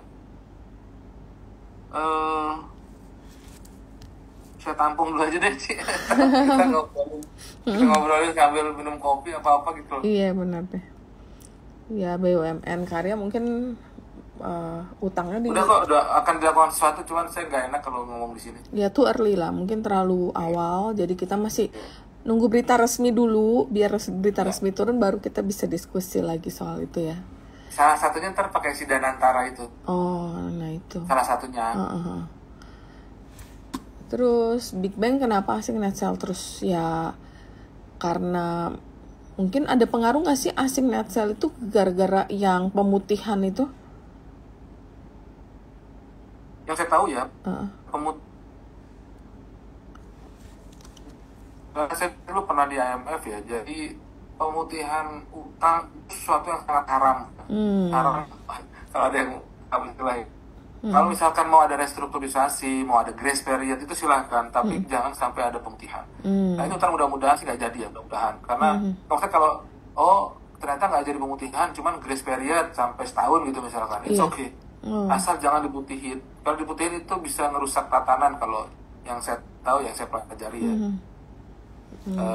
Dan moral hazardnya memang besar. Apalagi nanti belum ini yang saya menarik banget tuh dari si perpres itu nanti adalah definisinya. Definisi UMKM ini apa? Kalau misalkan definisinya ngambang, waduh, ntar semua orang bisa didefinisikan sebagai UMKM. Iya. Ya walaupun mungkin udah ada definisi bakunya ya UMKM itu apa. Seharusnya pakai itu sih. Ada sih kalau nggak salah saya ingat UMKM itu adalah ini gitu. Ada kok seingat saya. Nah cuman kalau dia bikinnya ngambang itu aduh, mudah-mudahan sih enggak ya. Dan saya berharap sih sebetulnya pemutihan ini sih nggak usah ya, ngapain, maksudnya kayak kasih grace period aja lah atau gimana lah supaya di restructure iya. Oke. Jadi Big Bang itu asing itu jualan karena sebenarnya banyak hal, mungkin karena kemenangan Trump itu juga bisa berpengaruh, karena itu Trump itu dipercaya membawa Amerika itu lebih maju lah, jadi mereka banyak juga jualan kurangin posisi di sana. Terus kemarin data ekonomi kita termasuk oke nggak sih? Lumayan ya. Kemarin itu GDP growth kita turun sedikit dari 5,05an ke 4,95. Itu yang dorong kenapa dia turun itu selain dari net export yang turun ya. Net export itu lumayan loh ceritanya ya Ci. Kita punya in real term nih, in volume term kita punya import itu naik lumayan besar 11%-an. Low double digit terus, tapi kita punya ekspor itu grow-nya cuman single digit. Jadi net-netan gitu tuh minus 2 dari plus 10%-an di second quarter. Nah si volume itu salah satunya itu waktu itu kalau pernah dengar ada yang impor ini. Jadi si kenaikan impor itu banyak didorong oleh ini capital goods. Capital goods ya benar, investment goods, capital goods. Nah salah satunya itu ada ini alat berat. Nah kalau dengar ininya ya, waktu itu ada yang impor sampai 2.000 alat berat lah apalah, sampai kebingungan. Nah itu salah satu ininya untuk mempercepat program proyek-proyek PSN. Nah kemarin itu yang menarik adalah private consumption, consumptionnya rumah tangga itu lumayan weak lah ya kalau saya boleh bilang. Iya. Secara growth turun, in nominalnya itu juga weak. Nah yang membuat dia weak itu berbagai macam barang, cuman ada ternyata yang naik. Nah ini yang menarik nih, di breakdownnya private consumption atau household consumption itu yang naik housing equipment. Jadi housing equipment itu ya pernak-pernik rumah. Kalau saya kebayangin sih kayaknya saya boleh sebut merek ya sih. Boleh lah. Ya segala sesuatu yang dijual sama S Hardware kayaknya itu sih housing equipment. Nah itu S Hardware sih kemarin kayaknya SSD-nya lumayan tuh naik. Iya SSD-nya bagus kok. Nah ke depan mungkin masih berlanjut ya trennya ya, cuman nah kalau fourth quarter itu household itu kan kebanyakan kan pada ini ya, harusnya ya pada liburan kan. Ya either mereka beli belanja barang-barang rumah tangga atau ya mereka pergi buat liburan. Menurut saya sih akan divided sih. Nggak necessarily pada liburan semua atau pada di rumah semua buat belanja-belanja barang rumah tangga gitu. Divided sih. Apalagi nanti ada possibility nih, kalau dengar berita kemarin kan katanya dibilang tiket pesawat tuh terlalu mahal. Iya, Nah, mau kayaknya ada diturunin. possibility tiket pesawat turun ntar akhir tahun. Iya, tiket pesawat dalam domestik sama orang ke luar negeri banyak yang bilang lebih murah dia pergi keluar katanya daripada ke dalam, mahal katanya gitu. Karena harga afturnya itu. Oke, nah tadi kalau soal ini ada yang nanya soal DMO dan MIP itu masih berlangsung ya, cuman belum ada berita lebih lanjut lagi. Terus nih ada juga subsidi BBM dihapuskan tapi subsidi makan siang gratis, apa bedanya? Sama aja, lebih baik uang subsidi. Dia ini cuman bukan nanya sih. Sektor industri apa di tahun 2025 yang akan tumbuh pesat ketimbang sektor lainnya kalau lihat perkembangan politik? Ada nggak tuh perkiraan lu tuh yang sektor apa sih yang bakalan menarik? Kalau gue bilang sih sektor oil and gas ya, itu karena swasembada pangan, swasembada energi. Kalau dari situasi third quarter itu kemarin yang naik lumayan tinggi itu malah industri, kalau ini ya, industri ininya tuh industri kulit. Oh gitu. Jadi kan manufaktur tapi industri leather fashion yang dari kulit. Nah ini kayaknya berhubungan sama sport apparel sih. Di situ leather itu not necessarily kulit yang hitam-hitam gitu loh, maksudnya kayak sepatu, terus itu yang dari yang, nah itu lumayan tuh paling tinggi tuh. Kalau ininya masih ini sih, ada base metal, ada nah yang menarik juga kalau nggak salah itu ini warehousing. Nah ini yang warehousing ini fenomena yang menarik sih. Nah kalau tahun depan sih ya selain oil and gas, menurut gue sih beberapa yang menarik. Sama itu kali Lutfi, kesehatan. Sektor kesehatan. Konon tuh BPJS tahun depan mau naik kan tuh harganya. Saya lagi lagi ngawasin itu juga tuh, BPJS kan mau dijadiin satu golongan. Iya, satu kelas doang. Satu kelas doang. Terus tapi naik gitu buat yang golongan 3. Tadi kan 3 golongan tuh, 1, 2, 3. Nah, yang golongan 3 harganya nambah tuh. Itu kayaknya jadi sektor yang cukup menarik juga untuk tahun depan ya. Karena dia juga ada rencana yang pemeriksaan kesehatan gratis tuh Lutfi. Jadi kayak ya benar, tuh ada tuh. Iya kan? Ini ada di sini di Quick Win. Wait. Ini dia. Nih. Oh iya. Nah itu free check up.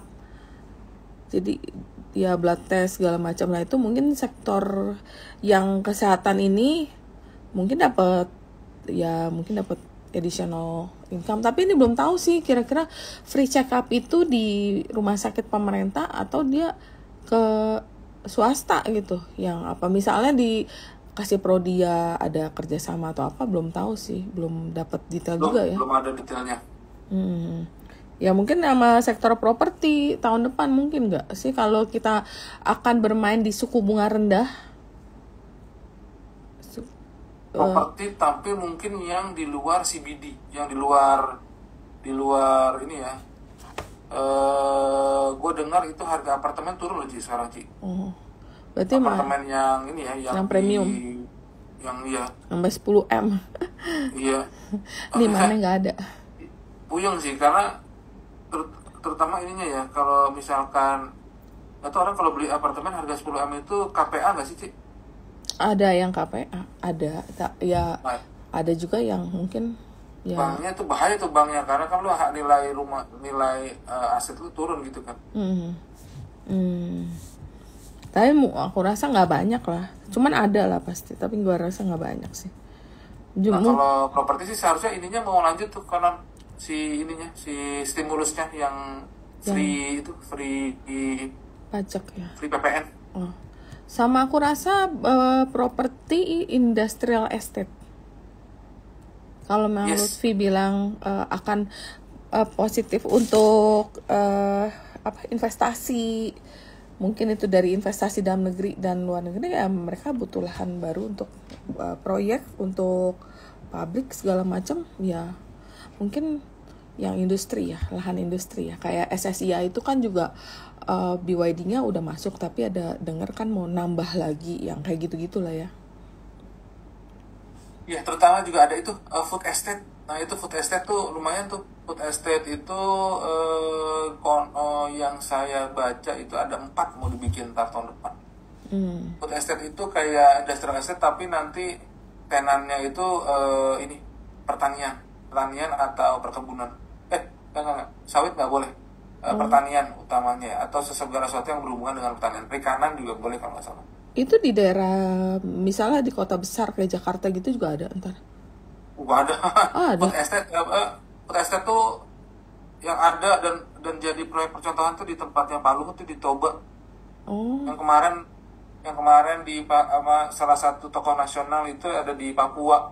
Yang dia impor banyak banget eskavator di Papua, terus ntar mau dibangunnya di Kalimantan dan Sulawesi. Jadi semua daerah ada food estate-nya untuk ketahanan pangan. Oke. Belum kebayang sih gue kalau kayak gitu. Jadi kayak masih belum tahu tuh bentuknya kayak gimana, tujuannya kayak gimana tuh belum ngerti gue. Kalau mau site visit di Danau Toba, di daerah Toba. Oke, menarik sih. Terus nih ada juga gimana ya ini nanyanya. Ini Bu Rani nanya currency apa yang tahun depan tuh mungkin ya tahun depan itu bakalan bagus currency currency. Oh iya, sebelum ngomong currency, lu ada view on BRICS gak? Kalau kita jadi masuk atau cuma wacana sih? Itu proses. Jadi gini, misalkan sekarang ini kita tuh mau masuk OECD ya. Itu prosesnya itu harus ada berbagai macam prerequisite untuk supaya akhirnya kita bisa masuk gitu. Dan itu melibatkan berbagai macam hal termasuk si tax itu. Jadi si tax itu kalau nggak salah dalam rangka kita mau masuk OECD, memang kita akan dapat berbagai macam fasilitas ya. Cuman ya probably short term pain gitulah untuk long term gain. Nah yang BRICS itu by far yang gue dengar sih lu kalau masuk BRICS itu berarti bukan temannya Amerika gitu. Nah kalau itu makanya udah tahu terus presiden Donald Trump lagi. Nah jadi kalau misalkan kalau ini diluaskan ini tarifnya si Trump ini nih, kebijakan tarifnya ini kita juga kena gitu ya misalnya ya. Itu enggak ini sih. Ya kurang lebih ntar akan jadi kayak gini sih. Sorry. Karena nanti dia tarifnya ke China kan udah hampir pasti tuh. Nah, terus kita juga kena tarif misalnya. Lumayan sih kita punya external trade lumayan ini, terutama dollar ini ya, dollar earner kita lumayan bisa kena negative impact. Tapi itu masih wacana atau memang lagi proses untuk dijalanin sih? Yang gue tahu sih masih wacana ya. Karena kan yang ngurusin kayak gitu itu kalau nggak salah Kemenlu kan. Iya. Aduh, mudah-mudahan jangan deh. Yang sepanjang yang gue tahu sih masih wacana, tapi kalau memang ada keseriusan, menurut gue sih kayaknya harus ini lagi ya, dipertimbangkan. Nobody wants to be musuhnya Amerika. Musuhnya Amerika these days. Iya, kalau misalnya negara gede ya mungkin beda ya, duitnya banyak. Kalau kita negara tanggung begini ya kita masih butuh yang gede-gede. Kalau dimusuhin waduh repot kitanya. Apalagi presidennya Trump. Nah itu. Gue kemarin tuh agak saham apa yang akan diuntungkan Trump jadi presiden? Gila nih pertanyaannya. Lumayan. Ya udah pasti yang secara directly diuntungkan ya yang Trump ada kerja sama perusahaan Indonesia. Ya cuma kepik lah. Iya. Ya cuma kan biasa setelah berita keluar akan normalisasi atau sell on news, kemudian harga saham itu akan normalize, ya baru nanti tunggu lagi nih kerjasama semacam apa, akan ada peningkatan investasi atau apa, ya nanti lagi tunggu lagi. Udah sell on news. Disneyland jadi nggak Disneyland? Ya belum tahu kan masih nggak tahu itu lah jalan atau baru di gadang kan belum tahu sih, masih nunggu sih.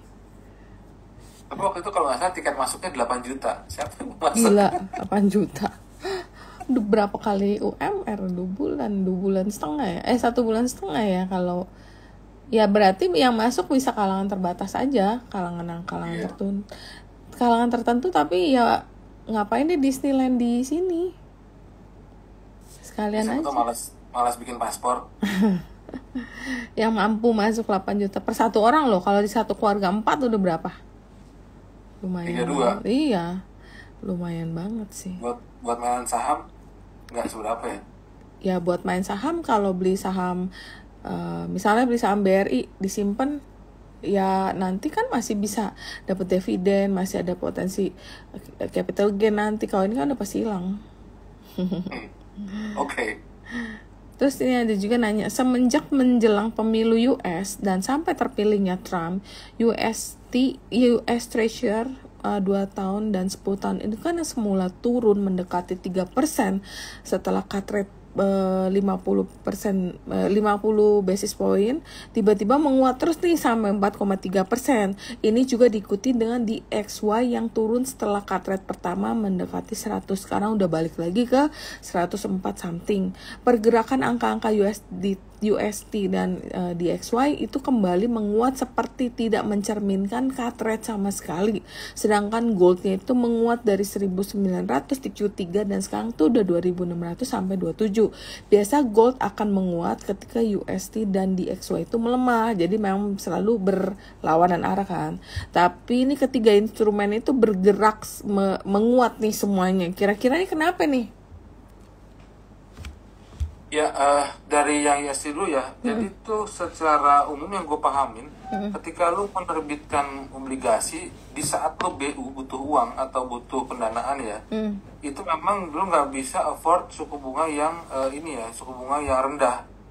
Jadi walaupun the Fed itu udah cut FFR-nya, not necessarily si treasury-nya US itu bisa issue bond dengan yield yang lebih rendah, karena berbagai macam hal yang seperti kayak nih misalkan kalau nggak salah kan ratingnya dia baru turun tuh Amerika.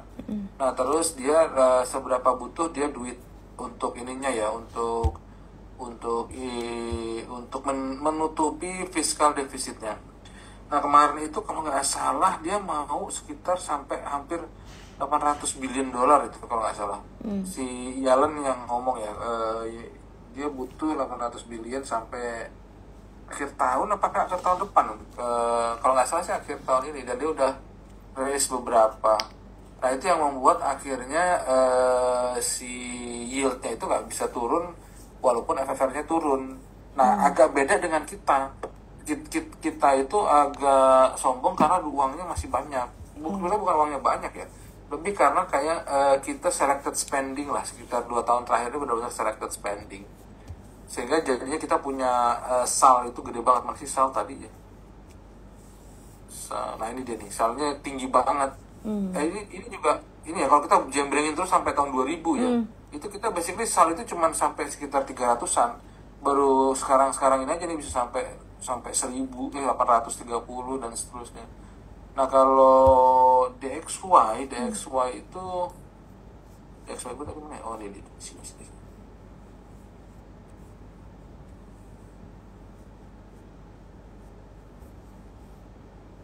DXY ini ya. Nah DXY ini dia itu sebetulnya DXY itu paling signifikan itu ke Eropa, Euro sama pound sterling kalau nggak salah gue ya. Nah sisanya baru emerging market. Nah si DXY-nya ini sendiri kalau misalkan memang ini ya mereka orang pada nyari dolar, ya dengan sendirinya dia menguat sih memang. Dan tadi gimana sih, dia ngikutin US Treasury ya gitu ya kalau nggak salah ya. Iya, nggak biasanya. Kalau US Treasury-nya 2 tahunnya menuju 5 ya orang pada beli lah menurut gue sih. Enggak, ini kayak anomali aja, harga emas naik.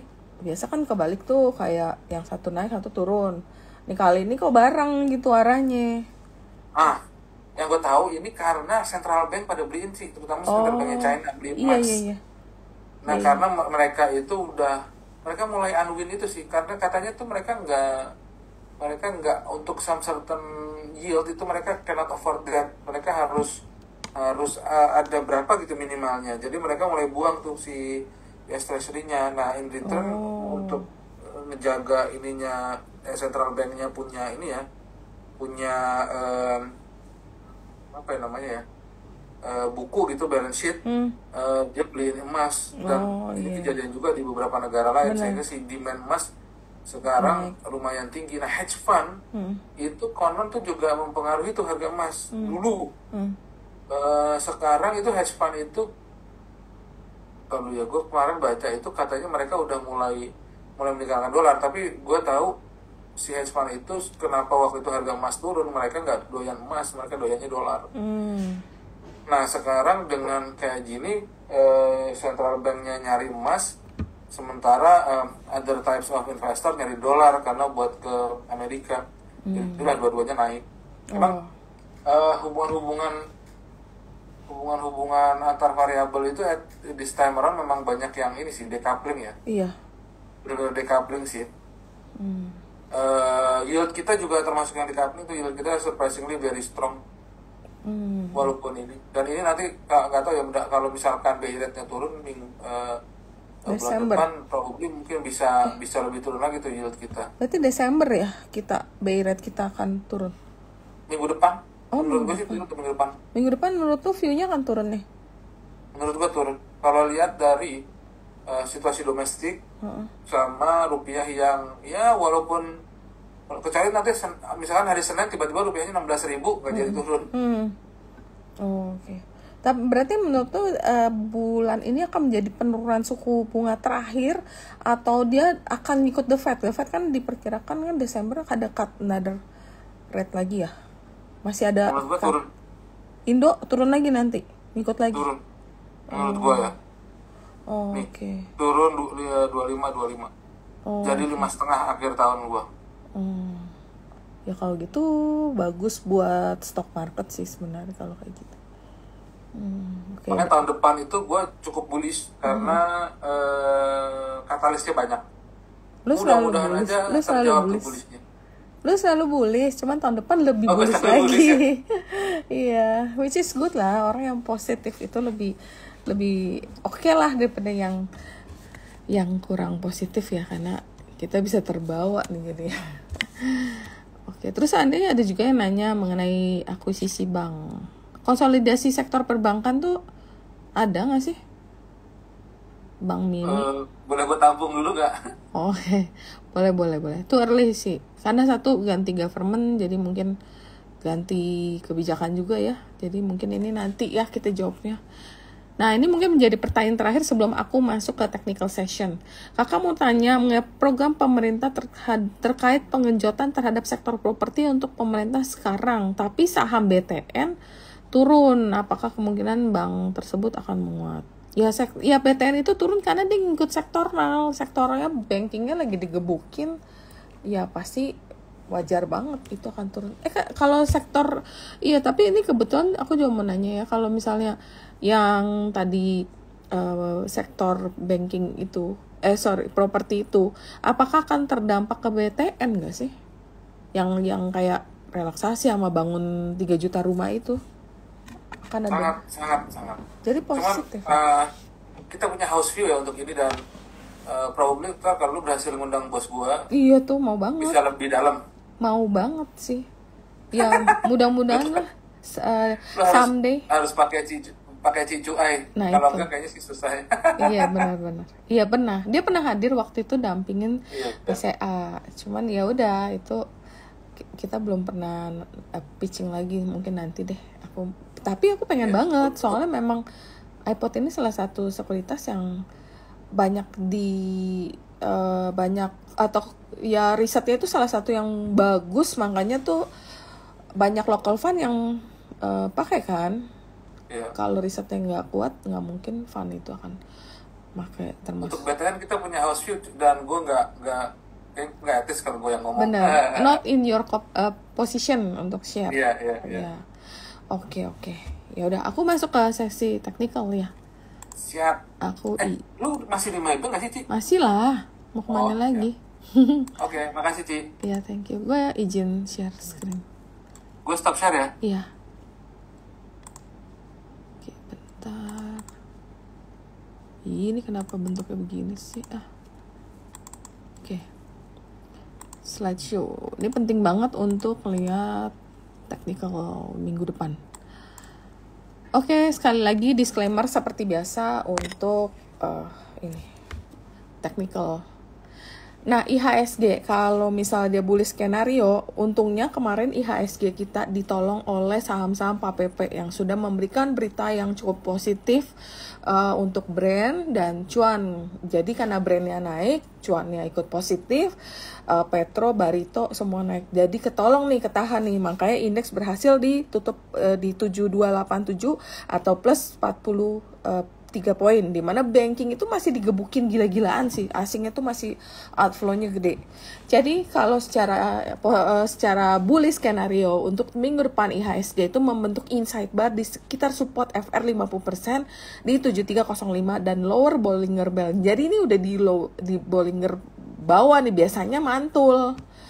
Nah, ini potensi rebound membentuk FR 50% di 7523 dan FR 61,8 nya juga udah oversold. Jadi secara teknikal rata-rata tuh udah oversold untuk IHSG.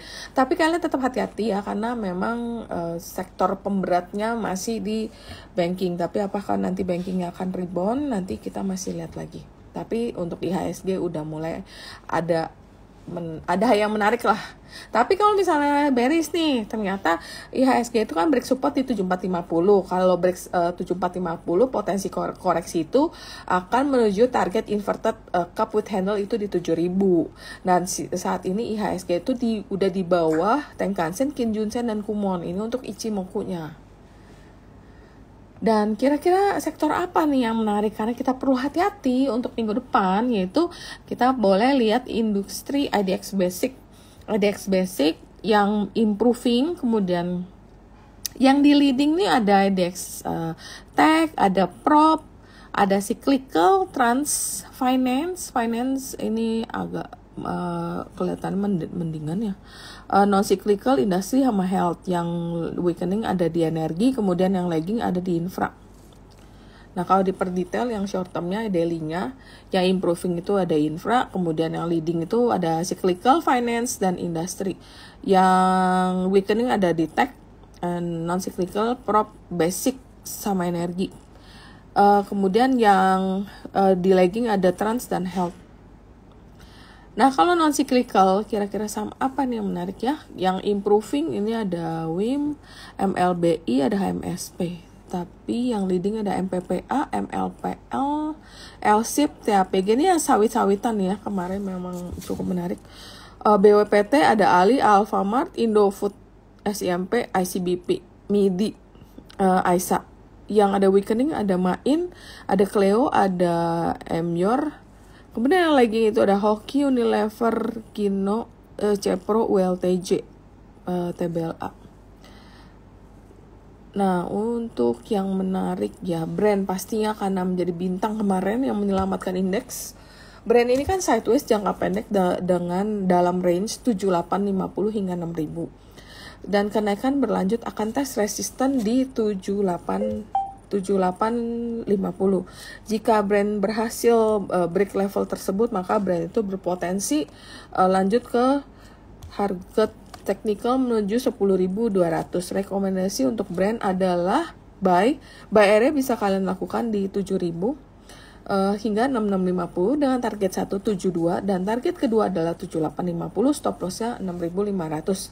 MACD-nya udah positif walaupun parabolic area masih negatif. Kemudian ini ada PSAB yang berkali-kali kelihatan coba bergerak naik, teman memang masih ketahan-ketahan. Tapi secara teknikal itu masih menarik. PSAB itu rebound dari support di sekitar 300 dan dia bertahan di level tersebut, maka PSAB itu masih berpotensi menguji resisten di 348.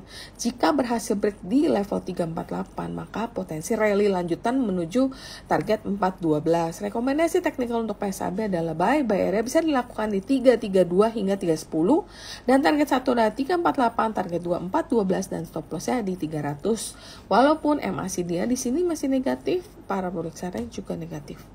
Kemudian ini ada Medco. Medco ini menarik karena rebound dari support down channel di 1180. Kenaikan lanjutan akan tes resisten down channel di 1260. dan resisten berikutnya di 12.90. Jika break level tersebut, maka potensi Medco untuk rally lanjutan menuju target 14.05. Rekomendasi teknikal untuk Medco adalah buy area di 12.65 hingga 12.10, target 1 12.9, target 2 13.5 dan stop loss 11.90. MACD-nya tapi masih kurang baik, yaitu masih negatif.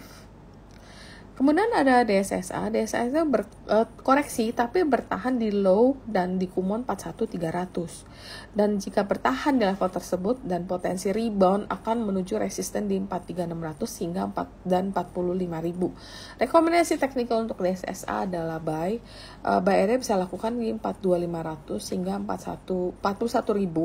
Target 1 43600, target 2 dan 45000 dan stop loss-nya di 40000. Kemudian ada Adaro ini koreksi dan bertahan di support yang sebelumnya menjadi resisten down trend line di 3830. Jika bertahan di level tersebut, maka akan mengkonfirmasi higher low dan akan membuka potensi rebound ke 4050 dan 4300. Rekomendasi teknikal adalah buy area bisa lakukan di 3950 hingga 3780, target 1 4050, target 243 dan stop loss 3730. MACD-nya sudah positif, parabolic area juga positif. Kemudian ini ada UT ini bergerak dan bertahan di poin B di 27.125. Jika UT break poin B di 27.125, maka UT itu berpotensi kembali rally menuju PRZ crab pattern di 29.450. Rekomendasi teknikal untuk UT adalah buy area bisa dilakukan di 28.000 hingga 27.000, target 1 28.800, target 2 29.450 dan stop loss-nya 26.800. Oke, mungkin itu aja yang bisa saya sampaikan untuk technical minggu ini. Oke, karena kita juga udah dari tadi ya, udah dari jam berapa tadi kita ngebahas ya, mungkin udah saatnya kita beristirahat. Mungkin lo ada closing statement Lutfi untuk teman-teman semua di sini? Oke, jadi menurut saya dengan pemerintahan yang baru ini, not necessarily gendut itu lamban ya, bisa jadi malah dengan semakin banyak orang produk berasnya masih naik. Kalau kurva penambahan karyawan itu bisa jadi ini belum pada titik puncaknya gitu loh, Ci. Okay. Belum di marginal yang puncak itu loh. Jadi ketika penambahan karyawan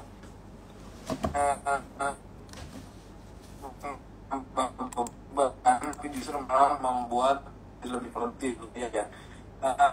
Nanti bulan Maret kalau misalnya atau April, fairly speaking kita harus kasih kesempatan lah buat di sekarang. Kalau saya lihat dari tim ekonomi sih saya cukup optimis, dan kalau lihat dari Dewan Ekonomi juga saya cukup optimis. But then again, pelaksana dan eksekutor dari proyek-proyek pemerintah itu sendiri juga seharusnya align dengan si integritasnya dari tim ekonomi. And at the end of the day, yang menurut saya diuntungkan adalah yang proksi dari orang-orang yang berada di kubu pemerintahan sekarang menurut saya. Nanti begitu kita udah lihat, oh ini polanya kayak gini, cara kerjanya seperti ini, sebenarnya baru kita bisa detailkan di sektornya menurut saya ya. Oke, nanti kalau udah ada perkembangan lebih lanjut, nanti mohon izin gue invite lu lagi ya untuk sharing-sharing ke teman-teman. Siap. Oke, thank you banget Lutfi udah mau luangin waktu, dan thank you juga. Terima kasih Ci, terima kasih buat teman-teman yang ini. Iya, thank you juga untuk iPod yang udah mengizinkan Lutfi kita pinjem hari ini. Oke, paling gitu aja ya Lutfi, thank you banget waktunya sekali lagi. Makasih, Ci. Dan thank you buat teman-teman yang udah hadir. Thank you ya, lu juga. Yeah. Thank you, bye. Bye.